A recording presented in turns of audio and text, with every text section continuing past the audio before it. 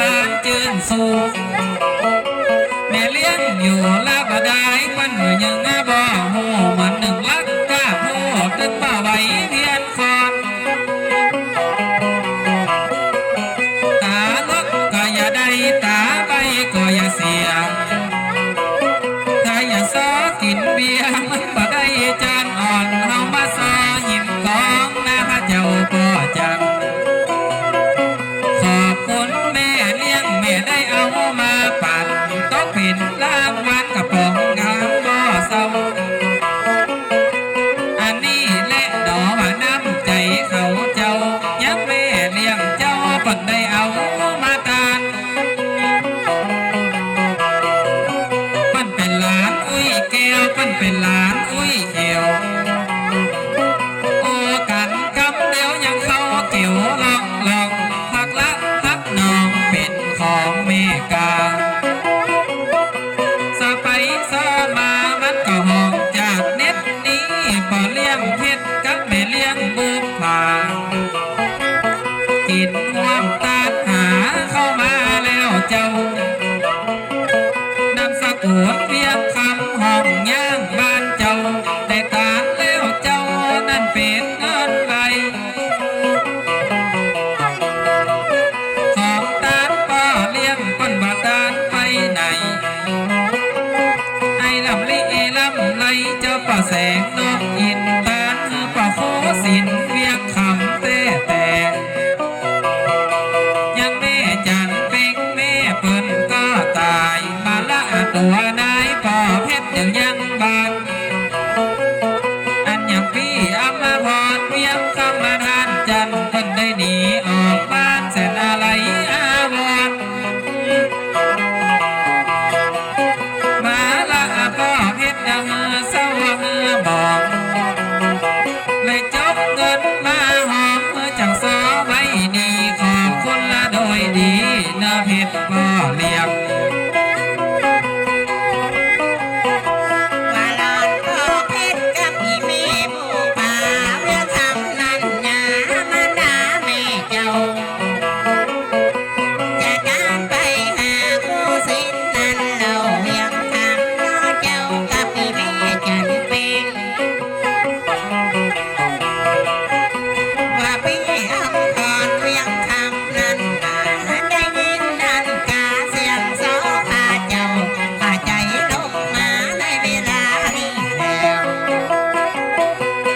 สีปิ้งเหมือนมันมีงานมีการ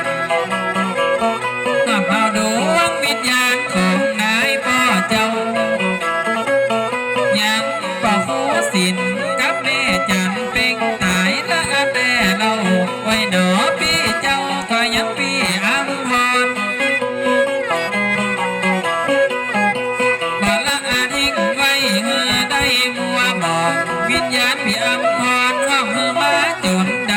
มาก็กันละใบของเพชรพ่อเลี้ยงว่าเจ้าทั้งหลายยังว่าได้ตั้งหมู่ที่มีชื่ออยู่ในตามจดตายที่ดับกินได้ยังสู่โลกไปนาไปอยู่สวรรค์หรือว่าจันทร์ฟ้าไปจุกอยู่ท่าของกินกัวดานว่าเดินบ้านนี้แต่ตักนักหนังมาเอาของดานเนื้อดอนังกันอย่าบอกคือฟังว่าในวันนี้แล้ว สถาพ่อเพชรพร้อมกับแม่บุกผากินห่วงตาหาแล้วเจ้าชื่อว่าพ่อโคสินกับแม่จันเป็งเวียงคำแต่เรา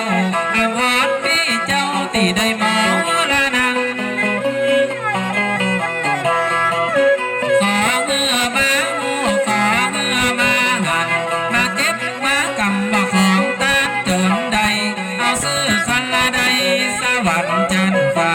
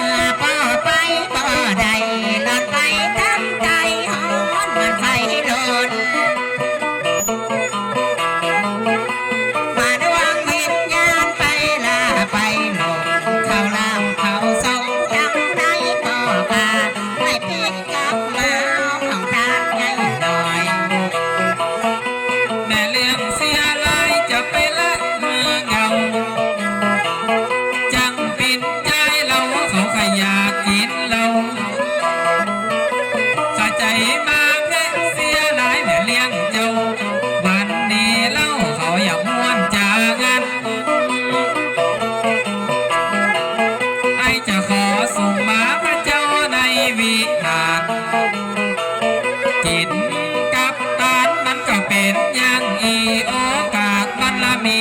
นะเจ้าพี่น้องจินเมื่อจ้างจินตาลเมื่อจ้างตาลจำเมื่อจ้างจำคนละใดงามงามมาจนแก้วจนแก้ว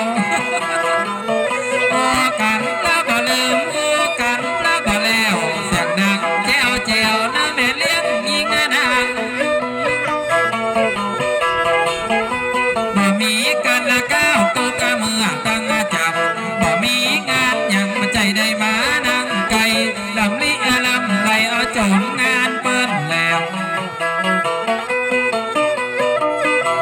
บ่มีธุระบ่ใจฟ้านากัน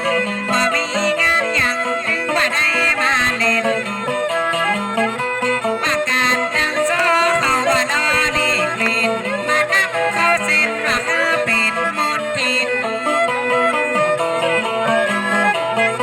ว่านอนจังโซอย่างโอ้ตามความเป็นลูกแม่ยิงได้มานั่งไก่ให้บรรยายหน้าบ้านไก่แม่เดียว ไอ้ว่าแกงพักละมาใส่ห้าปลาสูนกินเหล้ากับเบียร์สูนอย่าเมาเหนียเมาไตจะบอกให้ฟังว่าการสมดอกไม่อายน้องกินเบียร์เนื้อตัวยิงนางสบายนะพี่น้องหนึ่งพี่น้องสาขาตีมาปะใส่กัน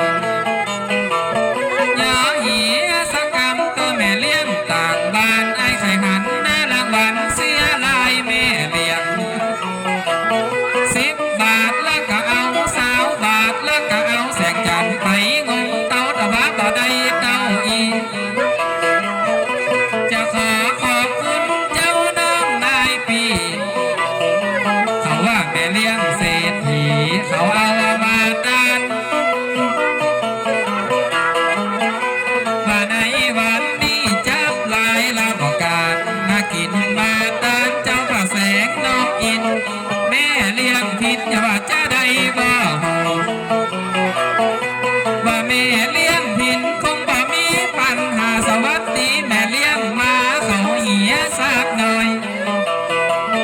บ้านแผ่นละดินซอกบ้านแผ่นละดินทองเขามีสามีจอยวันนี้มาปะตัดที่บ้านเวียงลอเขาว่าหัวควายให้ตายย้อนเจียบคอแม่เลี้ยงปะจังซอยอย่าอดหยังเมื่อใดอยากกินไปตานไปบ้านไก่แม่เลี้ยง ว่าแม่เลี้ยงพินคงบ่มีปัญหาเขาแม่เลี้ยงหมากับเลี้ยงหมาเนอเจ้าได้มานั่งไข่ในวันนี้เราปะแม่เลี้ยงเจ้าตั้ง4-5 คนว่าหลอนวันนี้บ่ได้ไหลเจ้านิ่มจำนงแล้วยังว่ากาเขากำลังมาดีสอนลูกหน่อย แปลงใจเย็นเย็นก็ถึงเปิ้นถึงเขาแม่เลี้ยงยังต่อเมายังบ่ได้สักแก้วพอกันแล้วบ่ลืมคืนกันแล้วบ่แล้วหากเปิ้นได้3 แก้วก็เดี๋ยวอย่าปั่นใบแดงบ่ได้บักไม่ไปยังกินแดงหอมฮักหอมแป้งใต้พี่น้องในบ้านยามเปิ้นมีงานอย่ามานั่งรอกินก็ยังกับดานก็ย่อมือ3กับน้องเสื้อยเอาต่างมุกผ่ามาลาดอกซ้ำเจ้าพี่น้องขออย่าไปจังวันนี้จังสองมาไกลก็ส่องดอกไม้ยามเปิ้นมีงานดอเจ้าแม่น้ำเขาว่าสารหลายงามยังยก3-4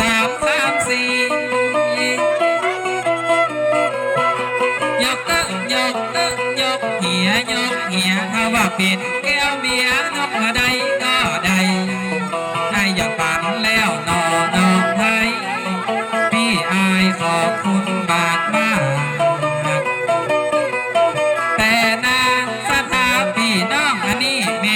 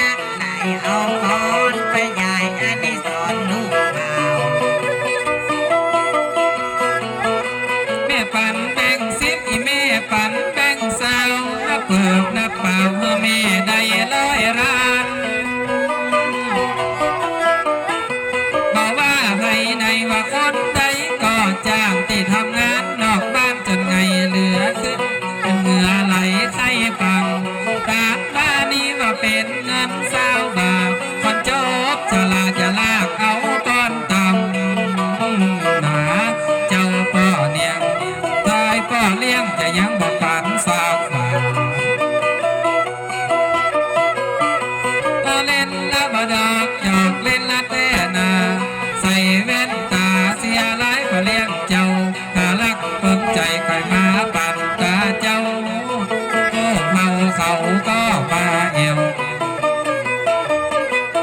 ในงานยกแก้วกันตึกกำเดียวก็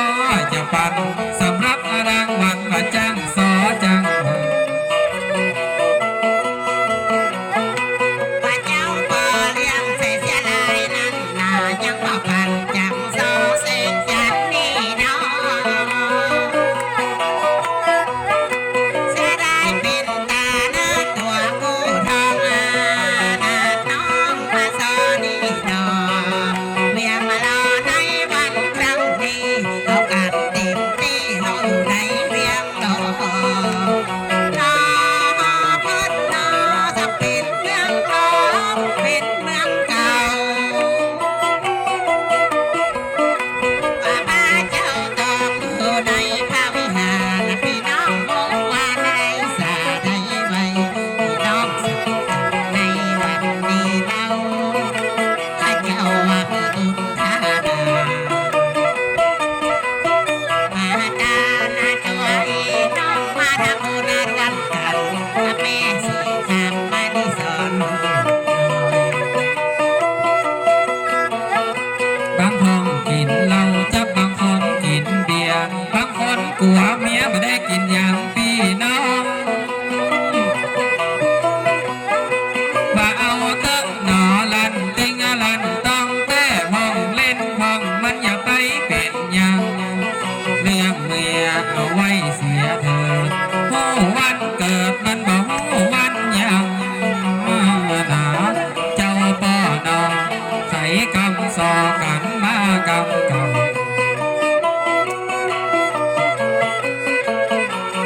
สวยก็จริงนะน้องแม่เลี้ยงต้องอยู่ตั้งใดเหมือนกันจังซอเขาไฟหันรางวัลอยู่ไหนกันไม่เลี้ยงต้องคุณแม่ว่าแม่เลี้ยงกูมานี่ก็เจ้าว่ากากำลังมาคุณพ่อคุณละแม่ปะใส่กันเอาคอยเอาจาแต่วันนี้ใจดีลักนาใจบุญว่าแม่เลี้ยงกูมานี่เป็นคนใจถึงบุญต่อบุญจังสอน้องนาแม่เลี้ยงตอบว่าจะได้กันนี่แม่มาบินหลังต่ำจังสอจังจอยแล้วก็น้ำตาลหวานก็น้ำอ้อยแม่ก็มีแบ่งย่อยใบร้อยบัดร้องหอนเนื่องตัวสะทาแม่เลี้ยงเจ้าแม่ใบหน้าเกียงอย่าไปเกียดไปงอนหนอเจ้าแม่เดียงแม่กินเบียร์ใจดีสาสมานนะครับเนื้อได้ตักได้ถามจะขอโทษเนื้อที่ได้ตักได้ถามกันบ่ได้มีการบาดใจมานั่งไกลขอบคุณนะหลายหลายเนื้อการส่งดอกไม้ปันไว้จากสอละอ่อนนั่นกากำเดียวปิกบ้านอีแม่ฟังเตอะก่อนนะอีน้อยอย่าต้มมาม่ายันยังใส่ไข่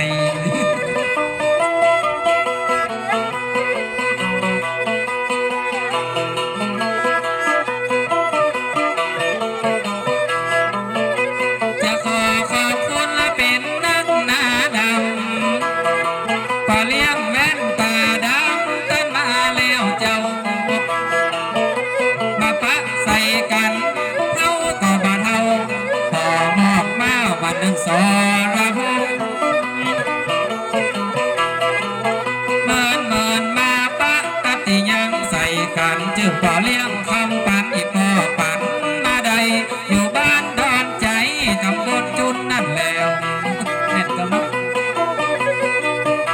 ก็ขอบคุณเด้อแต่นักนำก็เลี้ยงคำปันมาปั่นยืนใจจะขอขอบคุณมาทำบุญ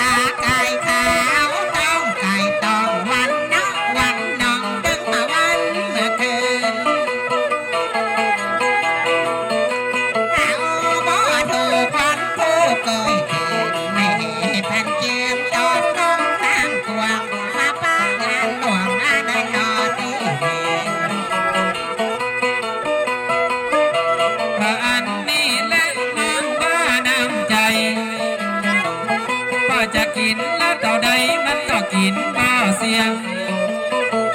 พอใบหน้าใบตานึกว่าพ่อเลี้ยงเงินบ่เสียงก็อย่าไปฟังเมืองตาลวกก็อย่าได้ตาใบก็อย่าเสียง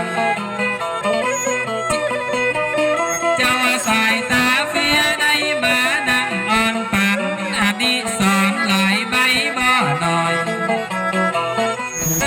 แม่เลี้ยงกุ้งตึงแม่เลี้ยงตองบ่ละเงือมองหน้ามาแม่เลี้ยงเจ้าตั้งแม่เลี้ยงพินคนงามแต่เราในวันนี้เราเข้ามากินมาตานเวลา3 โมงมันจะไปเป็นอย่างไปบอกกินบ้าตาลนะอย่ามองมนเศร้ากินเอาตาลเอาเติมเจ้าพี่น้องขอให้เจริญมาหน้าที่งานการที่เอามาปั่นมาน้ำมันยืนในจะขอขอบคุณคนดีท่านใดยังพ่อเลี้ยงใหญ่ไม่เลี้ยงใหญ่ทุกคนพ่อเลี้ยงแม่เลี้ยงมาสร้างกุศลที่ใดทุกคนแล้วยังนั่งอีกเป็นเศรษฐีบารมีเมื่อเต่า เพื่อเป็นเศรษฐีมั่งมีเงินล้านฝากธนาคารว่าหลายล้านหลายแสน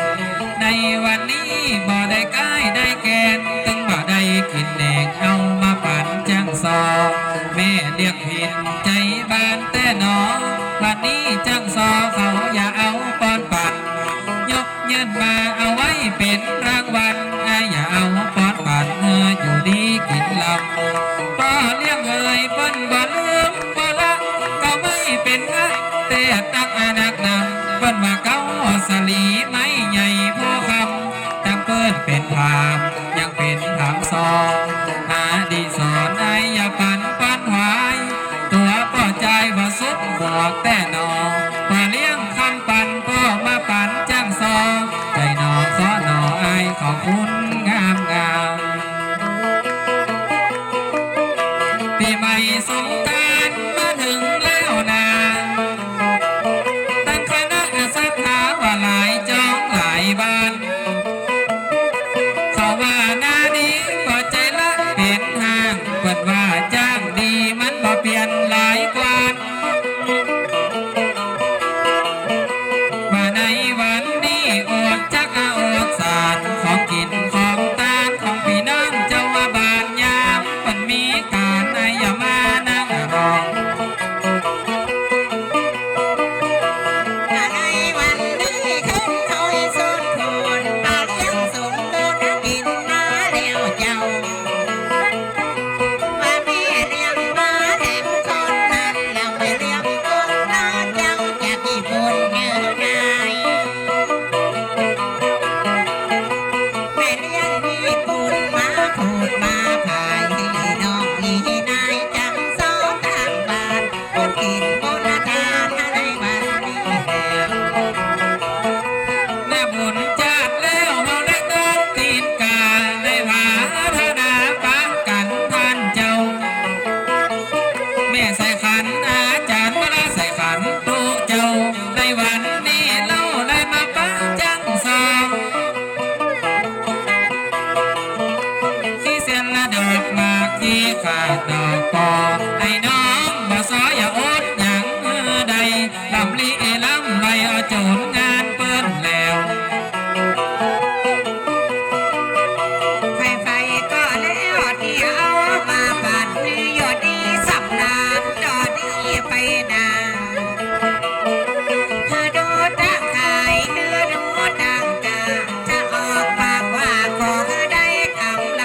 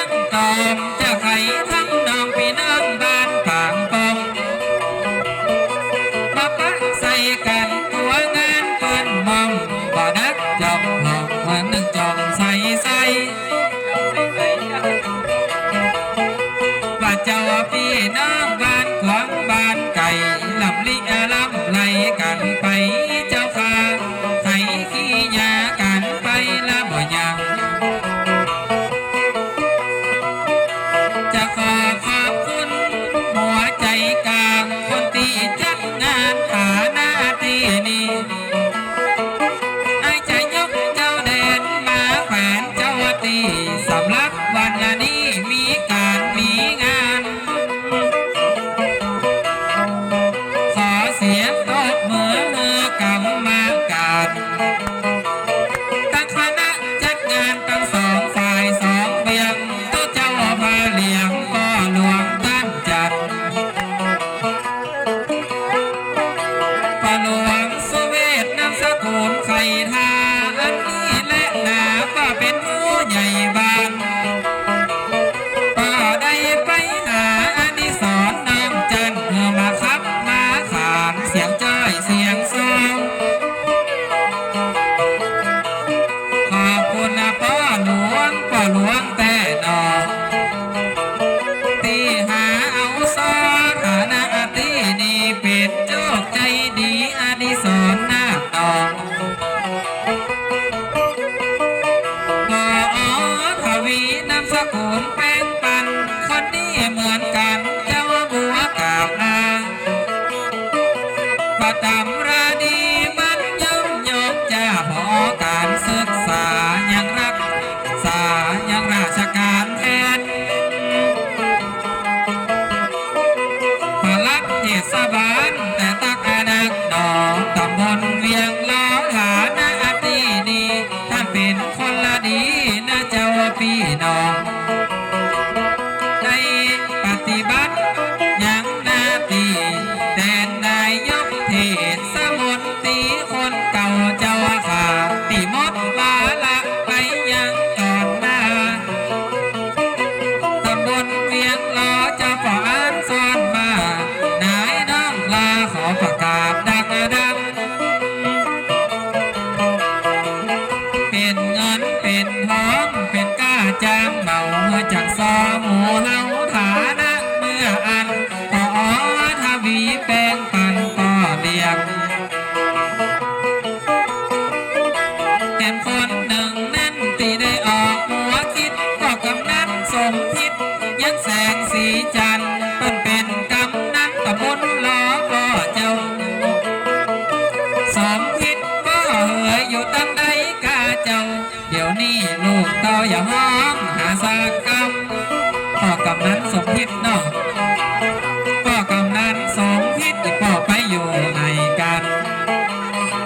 บ่หันหน้าหันดังโอ้ยดอกพ่อข้าใจมาหาจังซอจังจอย อีพ่อกำนันสมคิดอยู่ที่ไหนข้าใจเข้ามาเด้อเจ้าให้หันหน้าหันตาในบ้านนี้เราแสงกันข้าเจ้าให้หันหน้าสักกำขอจะไปญาจินชมฟ้านางขอจะไปจังสมพาวันนี้ได้มาทำบุญนี้แล้ว ที่ตำบลเวียงล้ออนันต์อาเด็กพ่อหลวงสุเวทคนอย่างใดหนอเดี๋ยวนี้จังซอใครหันตาหันหน้าจะไปลบอยู่ไหนเจ้าพ่ออ่านซ่อนมาได้ควักมาห้องหาดังหรือพ่อหลวงสุเวทยุ่งงานยุ่งการเปิ้นอยู่ตั้งหลังแล้วอยู่ตั้งหน้ากำเดียวเปิ้นจะมาใจเย็นเด้อพี่น้อง จะอ้างปากจักบ่ได้ดัด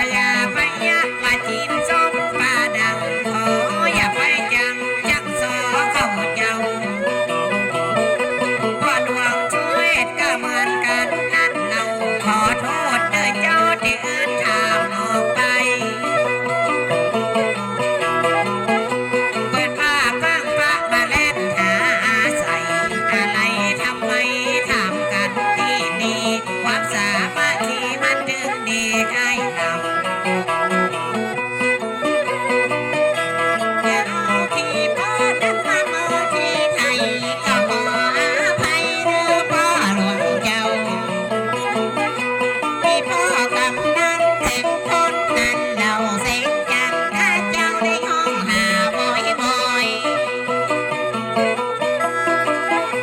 วันนี้ดอกย่างถึงบ่มางดอกก้อยแม่สีดำน้อยมาคอยดีดีมาใจดีมาว่าเจ้าพี่น้องกำนันสมคิดขอเงินเศษเงินเหลือเงินที่ซ่อนเมียไปไว้ในใจมาลาตั้งหัวนายบ่าดัวตั้งตายต่างมาดังใจว่านับใจในงานมาป้ากันแล้วต้องรักก็ต้องทำบ่ว่าเอางามน้ำใสช่วยดามานั่งจ๋าเอามานั่งลงจะไปนักก็กลัวมันคืนจะไปเบินเงินเพิ่นจะเสียงว่าขอโทษที่พ่อเลี้ยงแม่เลี้ยงว่าถ้าขวเสียงว่าเงินย้อยเงินยำว่าขอบคุณเด้อที่เอามาปั่นเป็นการางวัลและโดยสารกลับบ้านที่มาดานสีคำน้องไทย มันว่าขึ้นรถยังไม่กล้าโดยสารหลอดเดินทางยังไม่กล้าจางพี่น้องจังหลายบ่ทิ้งบ่กวางวันนี้เสาหำมาเมืองเรา